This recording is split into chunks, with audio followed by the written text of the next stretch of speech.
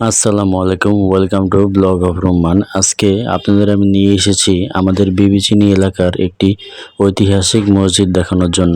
এটি 1659 সালে তখনকার দিল্লির সম্রাট শাহজাহানের আমলে তৈরি করা হয়েছে। আমাদের এলাকায় প্রথম মানুষের কাছে শুনতাম যে এটা নাকি জিনেরা তৈরি করেছে এক রাতের ভিতরে, কিন্তু মানুষ তো কত কথাই বলে। পরে ভালো মতো একটু ঘাটাঘাটি করে এর ইতিহাসটা জেনে নিলাম। তখন জানতে পারলাম সুদূর পারস্য থেকে আধ্যাত্মিক সাধক শাহ নেয়ামতুল্লাহ তখন দিল্লিতে ইসলাম প্রচারের জন্য আসে। তখন তিনি দিল্লি থেকে গঙ্গা পাড়ি দিয়ে আমাদের বিষখালী নদী হয়ে আমাদের দেশে আসে।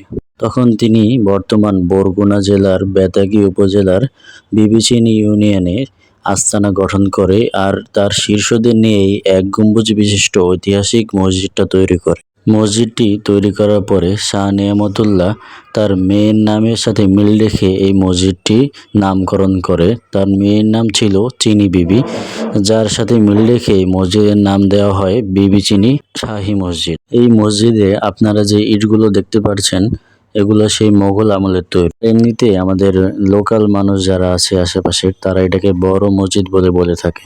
বর্তমানে এখানে এর যে ইতিহাসটা রয়েছে সেটার উপরে একটি সাইনবোর্ড পাশেই তুলে ধরা হয়েছে, এটা আগে ছিল না।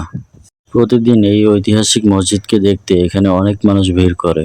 শুধু যে আমরা মুসলিম মানুষরা বা মুসলিম জাতিরাই আসি এমন নয়, এখানে হিন্দু, খ্রিস্টান, বৌদ্ধ তারাও এই মসজিদটা দেখতে আসে। এই মসজিদে এসে এর দিকে তাকালেই আপনি সেই মোগল আমলের পুরনো একটা ঐতিহ্য অনুভব করবেন, যে তখনকার মানুষের হাতের কাজ কতটা সুন্দর ছিল।